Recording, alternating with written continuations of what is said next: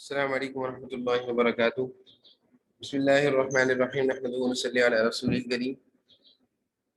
جناب نبی کریم صلی اللہ علیہ وسلم کی سیرت مبارکہ کا تذکرہ الحمدللہ سلسلہ چل رہا ہے، اور غزوہ احد کا کچھ حصہ باقی تھا بیان کرنے سے۔ آج انشاءاللہ غزوہ احد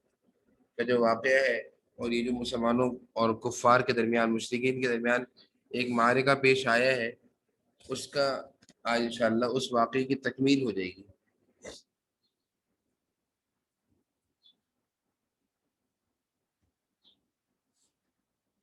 غزوہ احد کے جو ابتدائی حالات تھے وہ تقریباً گزشتہ دروس میں بیان ہو گئے۔ اب یہ ہے کہ جب یہ معرکہ ختم ہو گیا اور اس معرکے میں مسلمانوں کو وقتی طور پر تھوڑی سی شکست کا سامنا ہوا، اس شکست کے سامنے ہونے کے بعد مسلمانوں کو جو نقصانات پیش آئے اس کا تذکرہ بھی گزشتہ درس میں ہو چکا ہے۔ اب آج کے درس میں میدان احد سے واپسی، مدینہ منورہ کی طرف روانگی، اس دوران جو واقعات پیش آئے ہیں ان کا تذکرہ ہوگا، اور میدان احد میں جو آپ صلی اللہ علیہ وسلم نے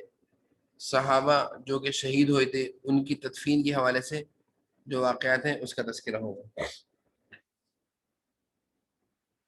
یہ میدان احد کی تصاویر ہیں، اور ان تصاویر میں ہم وہ جگہ دیکھ سکتے ہیں جہاں پہ شہدائے احد حضرت حمزہ بن عبد المطلب، مصعب بن عمیر اور دیگر صحابہ کی قبریں موجود ہیں۔ جس حصے میں ان کی تدفین آپ صلی اللہ علیہ وسلم نے کی ہے اس کی تصاویر آ رہی ہیں۔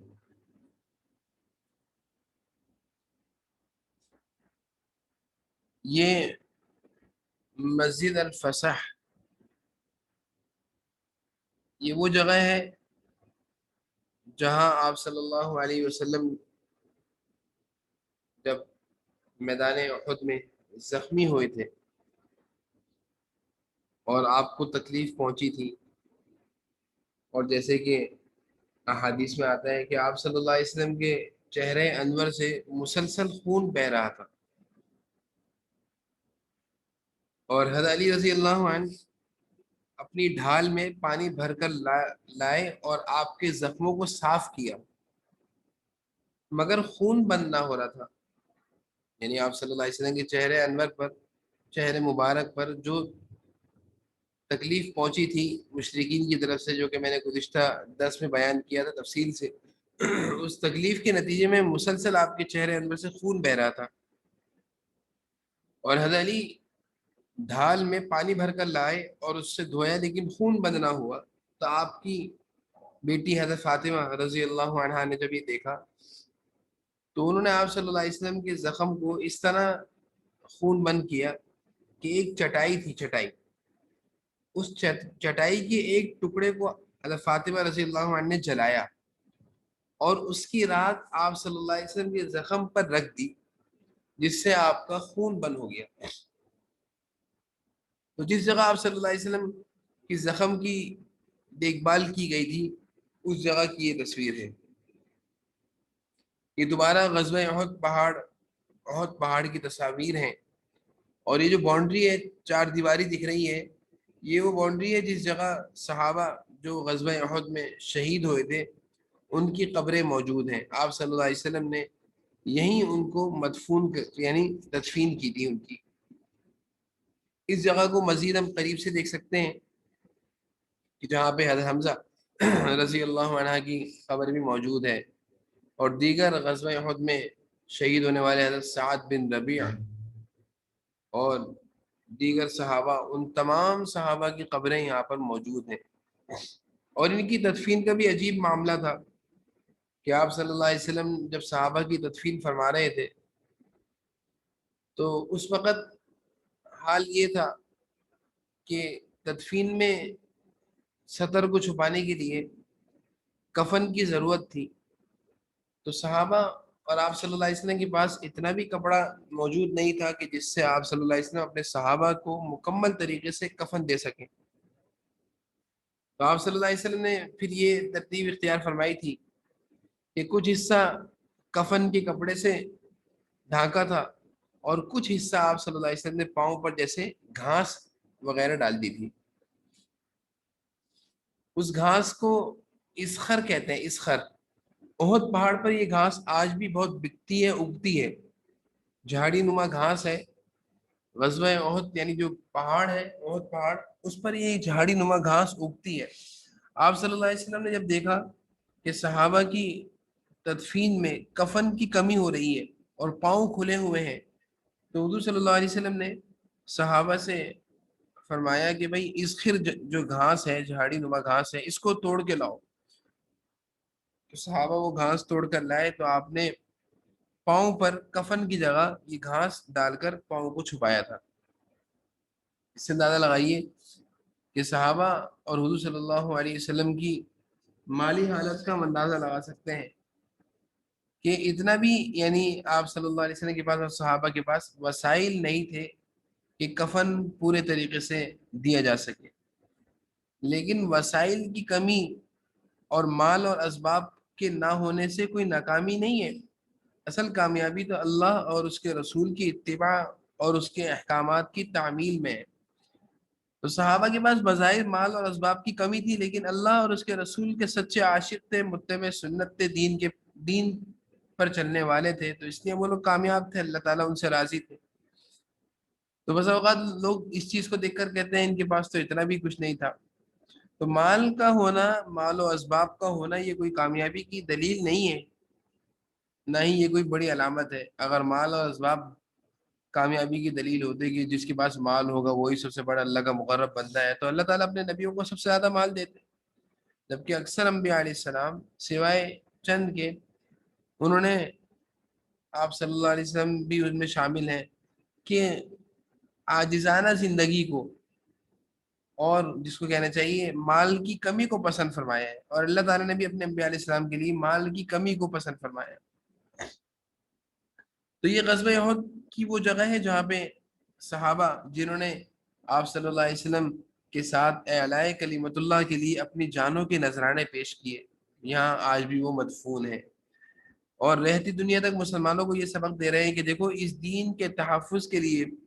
اور اس دین کی اشاعت اور اس دین کو ہم نے تم تک پہنچانے کے لیے اپنی جانوں کے نذرانے پیش کر دیے. تلواریں اور تیر کے زخم کھا کر ہم شہید ہوئے اور دنیا سے چلے گئے، اب اس دین کی تحفظ کی ذمہ داری تم لوگوں کی ہے. تو جب ہم یہ غزوہ احد کا واقعہ بیان کرتے ہیں یا سنتے ہیں یا وہاں جانے کی اللہ تعالیٰ توفیق اور سعادت عطا فرماتے ہیں، تو اس چیز کو اپنے اندر زندہ کرنا چاہیے کہ اس دین کی خاطر صحابہ نے کیسی کیسی قربانیاں دی ہیں. غزوہ احد میں شہید ہونے والے شیر خدا حضرت حمزہ بن عبد المطلب ہیں. میں نے ان کی شہادت کا واقعہ گزشتہ درس میں بیان کر دیا تھا اور تفصیل سے بیان کیا تھا کہ ہندا کہ جس کو بدر کے موقع پر جس کے شوہر حضرت حمزہ رضی اللہ عنہ کے ہاتھ سے مارے گئے تھے، تو وہ اپنا غصہ نکالنے کے لیے وحشی غلام کو تیار کر کے لائی تھی، اور اس نے وحشی غلام سے کہا تھا کہ اگر تو نے آج حمزہ کو مار دیا تو میں تجھے آزاد کروا دوں گی تیرے آقا سے. تو وحشی غلام خود کہتے ہیں کہ میں کوئی لڑنے کے ارادے سے نہیں آیا تھا، بلکہ میرا ٹارگٹ صرف حضرت حمزہ تھے، اور میں نے ان کو نیزے سے مار کر شہید کیا اور پھر میرا کام پورا ہو گیا، یعنی مجھے آزادی مل گئی.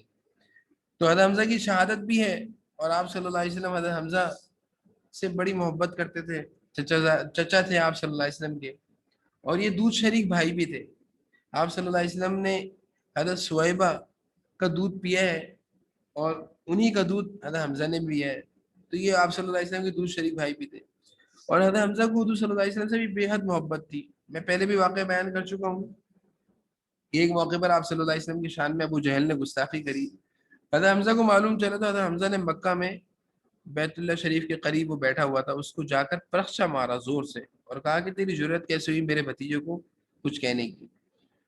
تو حضرت حمزہ آپ صلی اللہ علیہ وسلم سے بہت محبت کرتے تھے، اور آپ صلی اللہ علیہ وسلم کو بھی حضرت حمزہ سے بڑی محبت تھی. ان کی شہادت پر آپ صلی اللہ علیہ وسلم بہت غمزدہ ہوئے، اور آپ صلی اللہ علیہ وسلم کے آنسو مبارک بھی حضرت حمزہ کی شہادت پر بہے ہیں، بہت غمگین تھے. اور آپ صلی اللہ علیہ وسلم فرمانے لگے کہ مجھے اگر حمزہ کی بہن صفیہ جو کہ آپ صلی اللہ علیہ وسلم کی پھوپھی تھی، اگر مجھے ان کا خیال نہ آتا تو میں حمزہ کی لاش کو ایسے ہی احد کے میدان میں چھوڑ دیتا اور پرندے ان کے گوشت کو کھاتے، اور کل قیامت کے دن اللہ تعالیٰ پرندوں کے جسم سے حضرت حمزہ کے گوشت نکلتے اور حضرت حمزہ کا جسم اللہ تعالیٰ نیا بناتے، اور پرندے حضرت حمزہ کی شہادت پر گواہی دیتے۔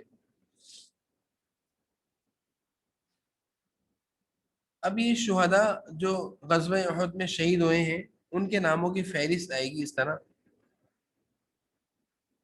مصعب بن عمیر، یہ مکہ کے مالدار نوجوانوں میں سے تھے، یعنی ان کی والدہ جب تک یہ اسلام قبول نہیں کیا تھا تو یہ حال تھا کہ ان کی والدہ اتنی مالدار خاتون تھی کہ انہوں نے مکہ کے بڑے بڑے تاجروں سے کہا ہوا تھا ان کی والدہ نے کہ جب بھی تم شام اور یمن سے بہترین قسم کا کپڑا لاؤ تو پہلے مجھے دکھانا۔ تو جب بھی کوئی تاجر بہترین قسم کا کپڑا لاتا تو وہ مصعب بن عمیر کی والدہ اس کپڑے کو خریدتی اور اپنے بیٹے کے لیے سلواتی۔ تو ان سے اچھی خوشحالی کی زندگی مکہ میں کوئی بھی نہیں گزار رہا تھا، لیکن اسلام قبول کیا تو والدہ نے غصے میں اپنے جسم سے کپڑے بھی اتار لیے۔ اور پھر یہ غزوہ احد میں جب شہید ہوئے ہیں اور شہادت کے بعد ان کے پاس اتنا کپڑا بھی نہیں تھا کہ ان کا کفن دیا جا سکے، تو آپ صلی اللہ علیہ وسلم ان کی طرف دیکھ کر آپ رو رہے تھے، اور ایک غمزدہ حالت میں آپ فرما رہے تھے کہ یہ مصعب بن عمیر ہیں۔ ایک حالت وہ تھی کہ جب یہ روزانہ نیا جوڑا اور بہترین کپڑے پہنا کرتے تھے، اور آج اللہ کے دین کی خاطر انہوں نے دیکھو کیسے اللہ کے دین کی بلندی کے لیے کیسے قربانی دی ہے۔ یہ صحابہ کے نام آئیں گے۔ سعد بن ربیع، ان کا بھی بڑا عجیب واقعہ ہے۔ یہ غزوہ احد میں جب زخمی ہوئے ہیں تو آپ صلی اللہ علیہ وسلم نے ایک صحابی کو بھیجا کہ بھئی دیکھو سعد بن ربیع کو تلاش کر کے لاؤ، سعد بن ربیع کو۔ تو ایک صحابی گئے ہیں ان کو تلاش کرنے کے لیے، جب ان کو تلاش کیا تو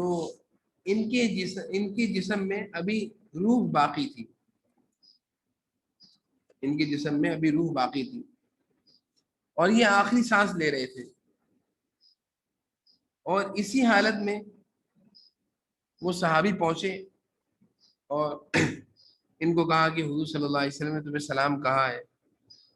تو حضرت سعد بن ربیع نے کہا کہ میرا بھی سلام حضور صلی اللہ علیہ وسلم تک پہنچا دینا، اور کہا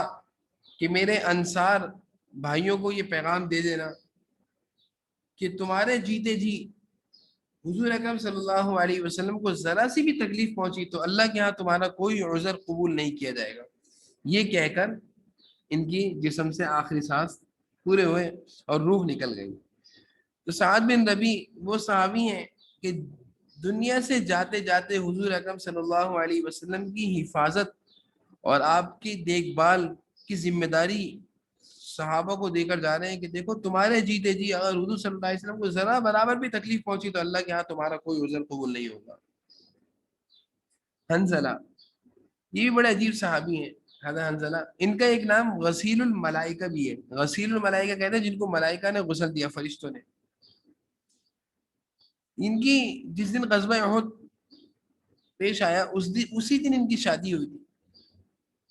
تو شادی ہوئی، رات کو اپنی گھر والی سے یہ ملے تو رات ہی کو خبر آئی کہ مسلمانوں کو کافروں کی طرف سے ایک بہت بڑے حملے کا سامنا ہے، جس کی وجہ سے مسلمانوں کو کافی تکالیف اور شکست کا سامنا ہو رہا ہے۔ تو ان کو جیسے یہ مدینہ میں اطلاع ملی تو یہ فوری اٹھے اور اپنی گھر والی کو کہا کہ میں جا رہا ہوں، اور فوراً بھاگے ہوئے احد میدان میں پہنچ گئے اور لڑنا شروع کر دیا، اور اسی حالت میں یہ شہید ہو گئے۔ جب یہ شہید ہوئے اور ان کا جسم جب صحابہ نے اٹھایا قبر میں رکھنے کے لیے تو پانی ٹپک رہا تھا، پانی کے قطرے ٹپک رہے تھے۔ تو صحابہ نے حضور اکرم صلی اللہ علیہ وسلم سے عرض کیا کہ حنزلہ کے جسم سے پانی ٹپک رہا ہے۔ تو حضور صلی اللہ علیہ وسلم نے فرمایا کہ جب ان کے گھر والوں سے پوچھو، تو ان کے گھر میں جو ان کی دلہن تھی، جو ایک رات یعنی گزشتہ رات ان کی شادی ہوئی تھی، تو ان کے گھر والوں نے بتایا کہ رات ہی کو شادی ہوئی تھی اور حضرت حنزلہ مجھ سے ملے تھے رات کو، اور ملنے کے بعد جب ان کو یہ اطلاع ملی کہ مسلمانوں کو شکست کا سامنا ہے تو یہ بغیر غسل کیے چلے گئے۔ حضور صلی اللہ علیہ وسلم نے فرمایا کہ اسی لیے انہیں فرشتوں نے غسل دیا ہے، اللہ تعالیٰ نے فرشتوں کے ذریعے سے ان کو غسل دلوایا ہے۔ تو ان کو کہا جاتا ہے غسیل الملائکہ، یعنی فرشتوں نے جس صحابی کو غسل دیا ہے وہ ابو حنظلہ ہے، عمر بن معاذ، اسیرم، یہ ایک ایسے صحابی ہیں حضرت اسیرم جنہوں نے احد میدان میں شہادت پائی ہے۔ عجیب بات یہ ہے کہ یہ اسی دن اسلام لائے ہیں، حضرت اسیرم اسی دن اسلام لائے ہیں۔ جب صحابہ نے ان کو میدان احد میں دیکھا تو صحابہ حیران ہوئے، اور یہ شدید زخمی تھے۔ صحابہ نے ان کو اٹھایا، ان سے پوچھا بھائی تم تو کافر تھے، تم نے کفر کی طرف سے لڑے ہو یا مسلمانوں کی طرف سے لڑے ہو؟ تو انہوں نے کہا میں اسلام قبول کر کے کلمہ پڑھ کے مسلمانوں کی طرف سے لڑا ہوں، اور اسی حالت میں زخمی ہوا ہوں۔ یہ ان کا اسلام لانا کسی کو بھی پتہ نہیں تھا، لیکن یہ اسلام قبول کر چکے تھے، اسلام کی خاطر انہوں نے جان دی۔ جناب نبی کریم صلی اللہ علیہ وسلم نے جب یہ سنا تو آپ نے فرمایا یہ جنتی ہیں،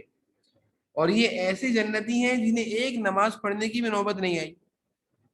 ایک روزہ ایک نماز بھی نہیں پڑھی، یعنی اسلام قبول کیا اور معلوم چلا کہ اس وقت مسلمانوں کی کفار کے ساتھ جنگ چل رہی ہے، اس میں شامل ہو گئے اور شہید ہو گئے، تو آپ صلی اللہ علیہ وسلم نے ان کو جنت کی بشارت دی۔ اسیرم یہ وہ صحابی ہیں جو بغیر نماز بغیر روزے کے جنت میں جائیں گے۔ کیا عمل تھا؟ جہاد، غزوہ احد میں شرکت اور شہادت کی برکت سے بغیر نماز، ایک نماز بھی نہیں پڑھی، اللہ حضور صلی اللہ علیہ وسلم کی زبان مبارک سے ان کو جنت کا پروانہ ملا۔ عمر بن جموح، عمر بن جموح یہ ایک ایسے صحابی ہیں، ان کا بھی بڑا عجیب واقعہ ہے کہ یہ پاؤں سے معذور تھے۔ حضرت عمر بن جموح پاؤں سے یہ معذور تھے، اور ان کے تینوں بیٹے اس غزوہ احد میں شامل تھے، بلکہ ان کے چار بیٹے، چار جوان بیٹے، چاروں کے چارے اس غزوے میں شامل تھے۔ لڑکوں نے عمر بن جموح سے کہا کہ ابا آپ ضعیف ہیں، بوڑھے ہیں، پاؤں سے معذور ہیں، ہم آپ کی طرف سے ہم جا رہے ہیں نا، گھر میں چار افراد جا رہے ہیں، آپ شامل نہ ہو۔ انہوں نے معذوری کی وجہ سے ان کے بیٹوں نے ان کو منع کیا، یہ حضور صلی اللہ علیہ وسلم کی خدمت میں حاضر ہوئے اور عرض کیا کہ اللہ کے رسول، میرے لڑکے مجھے آپ کے ساتھ جہاد میں شامل ہونے سے روک رہے ہیں، اور اللہ کی قسم میں یہ چاہتا ہوں کہ میں اپنے لنگڑے پاؤں کے ساتھ جنت میں چلوں پھروں، جنت میں داخل ہوں۔ آپ صلی اللہ علیہ وسلم نے جب ان کی یہ طلب دیکھی، عمر بن جموح ضعیف ہیں، پاؤں سے معذور ہیں، اللہ کے رسول کے ساتھ جہاد میں شامل ہونے کا کتنا جذبہ ہے، اور کہتے ہیں کہ جنت میں اسی لنگڑے پاؤں کے ساتھ چلتا پھروں گا۔ تو حضور صلی اللہ علیہ وسلم نے ان کی طلب اور تڑپ پر کہا کہ بھائی ان کو جانے کی اجازت دے دو، ان کو جانے دو۔ انس بن نضر یہ بھی ایک صحابی ہیں، ان کی بھی شہادت کا واقعہ بڑا عجیب ہے کہ جب ان کو شہید کیا ہے تو ان کے جسم پر لگ بھگ 80 کے قریب زخم تھے، 80 جگہوں سے ان کا جسم زخمی تھا، اور ان کا جسم کہیں سے بھی پہچانا نہیں جا رہا تھا کہ کون ہے یہ۔ ان کی بہن نے آ کر ان کو انگلیوں کے پوروں سے پہچانا ہے، انگلیوں کے پوروں سے ان کی بہن نے پہچانا ہے۔ دیکھیں ذرا صحابہ کی قربانیاں دیکھیں کہ 80 زخم تلوار اور تیر کے کھائے، اور جسم پر 80 زخم کے کھانے کے بعد ایسا ہو گیا تھا جسم چھلنی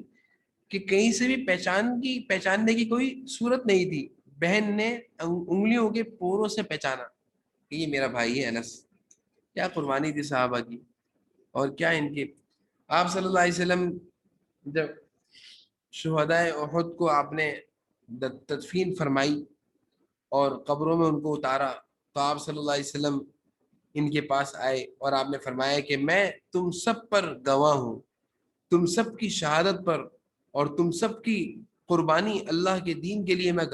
گواہ ہوں، اور کل قیامت کے دن تم انہی خون اور زخموں کے ساتھ اٹھائے جاؤ گے، اور تمہارے خونوں سے مشک و عنبر کی خوشبوئیں اٹھ رہی ہوں گی، اور میں اس وقت اللہ کے سامنے تمہاری شہادت کی گواہیاں دوں گا کہ اے اللہ یہ وہ جماعت ہے جس نے آپ کے دین کی اعلاء کلمت اللہ بلندی کے خاطر اپنی جانوں کے نذرانے پیش کیے تھے۔ اے اللہ ان سب کی شہادت پر میں گواہ ہوں، اور ان کی شہادتوں اور قربانیوں کو قبول فرما۔ تو آپ صلی اللہ علیہ وسلم ان شہدائے احد کی قبروں پر تشریف لا کر آپ نے ان سب کو مخاطب کر کے کہا، گو اگرچہ وہ دنیا کے لحاظ سے زندہ نہیں ہے،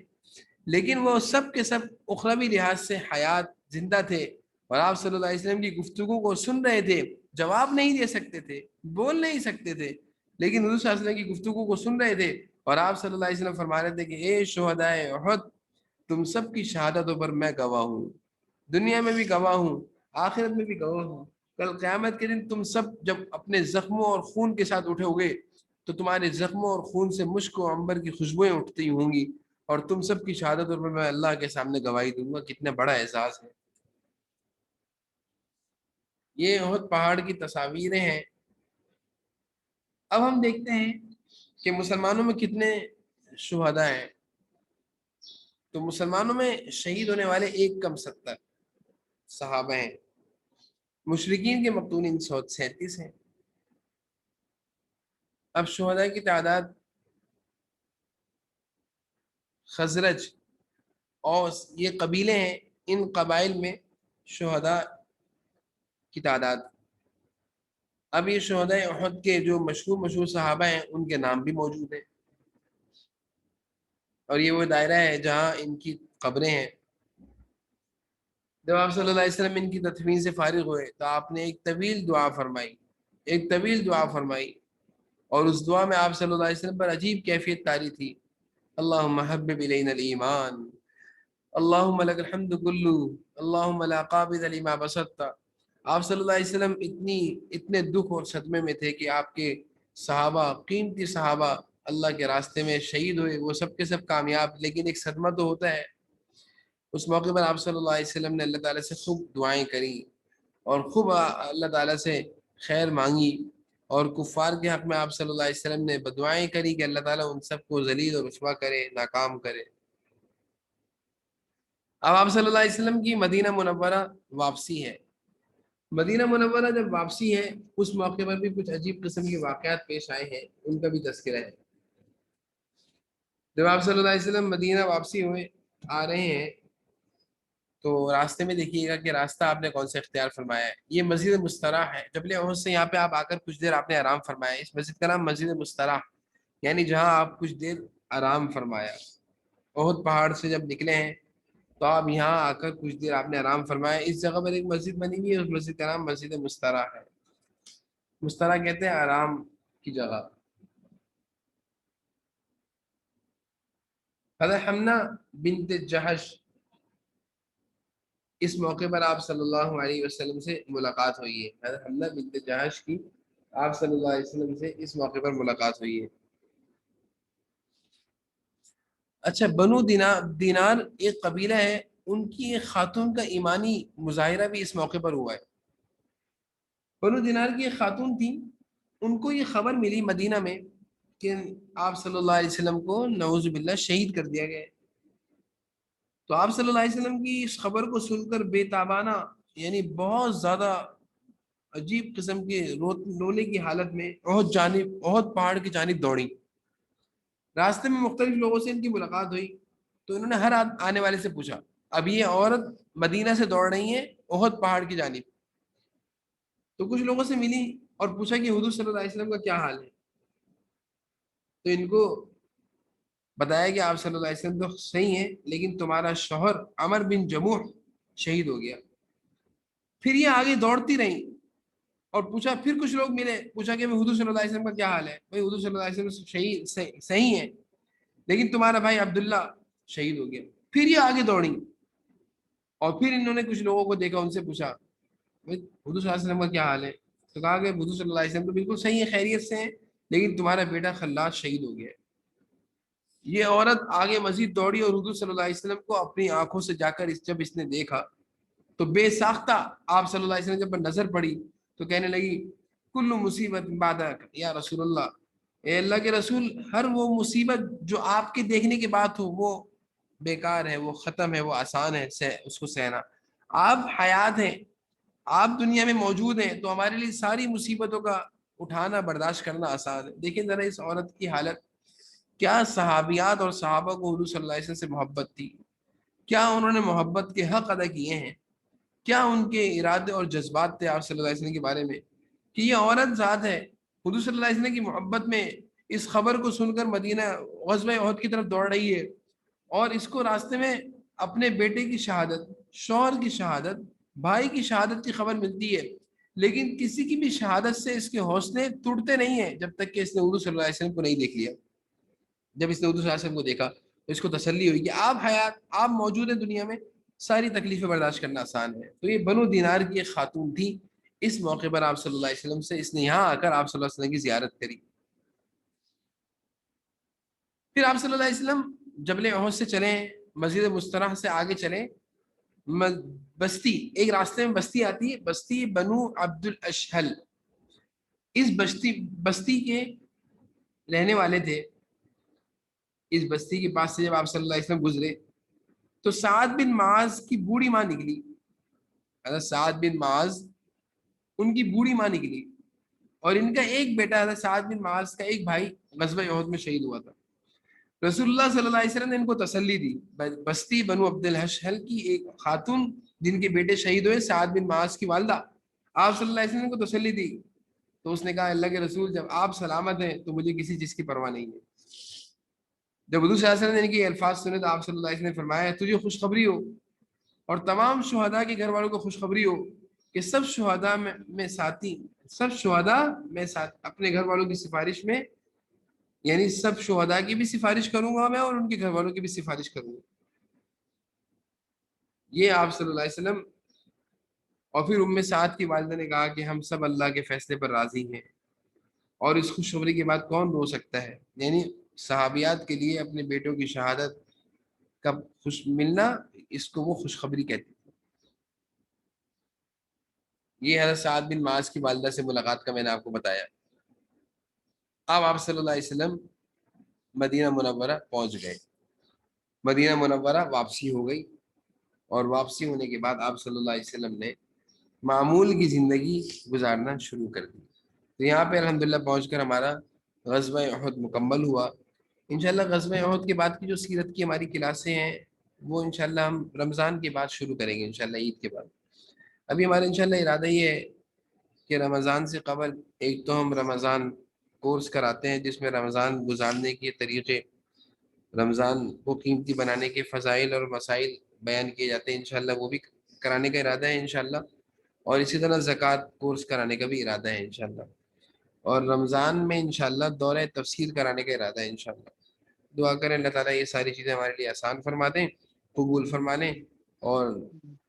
آپ سب حضرات کو انشاءاللہ جب کوئی کورس شروع کیا جائے گا اس کی اطلاع دے دی جائے گی،